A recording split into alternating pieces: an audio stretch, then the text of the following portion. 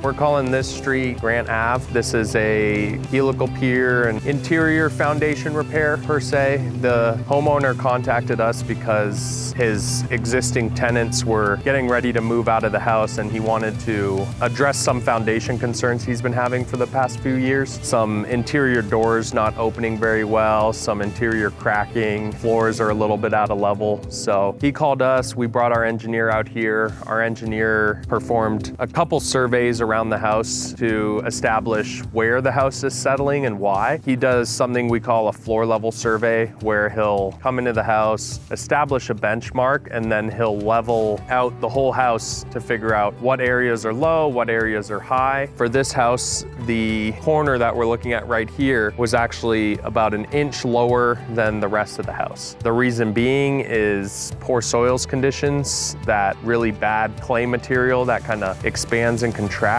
every time it gets wet. Poor drainage, the gutters were kind of just dumping in this corner here, which caused the house to settle, and some cracking on the exterior of the wall that's occurred. What our engineer proposed is we excavate this front side and this left side of the house and install helical piers. The reason we use helical piers is they've been around for decades. They work really well to stabilize or to lift houses back up to the correct elevation. So on this project, we did 3 helical piers on the front and 3 helical piers down the side. The way those work is the guys excavate down past the footer. They cut off a section of the footer on the foundation. They clean that up in a manner that we can attach a repair bracket. Once that's all cleaned up and ready, the guys will install the helical piers at like 5 to 6 degree angle, as close to the foundation as possible. Once the helicals are installed to the desired torque, we will bracket on the repair brackets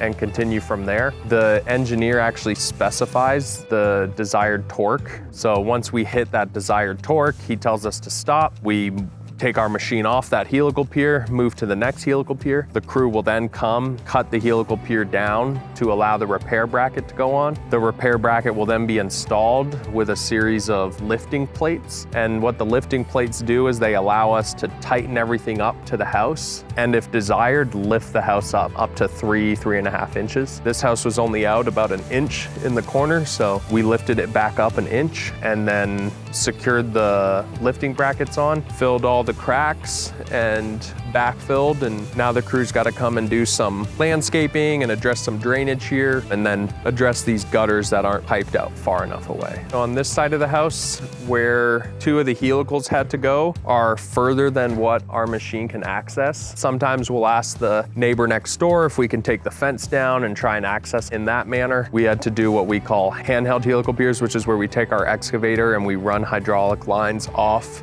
the arm of the excavator, which sends hydraulic pressure to a head, which the crew will use by hand to install the helical piers. This manner of doing helical piers is a little bit more expensive and a lot more dangerous because, again, you're exerting 4,000 foot-pounds of pressure on a helical by hand, which adds an extra element of safety concerns. An additional item we did for this homeowner is add a egress window. He's got 2 bedrooms in this basement, both of which were non-conforming because they don't have means of egress. Means of egress are required because if you're in a basement like we are right now and you're sleeping down here or hanging out down here and there's a fire upstairs, you need a way to get out of the room. We cut in this opening to the foundation wall and the crew installed a window, and now we have means of egress. Another thing that we did for this homeowner is there's a lot of cracking in the upstairs walls, and that was due to the lower level basement walls not being framed correctly. For an example, this is the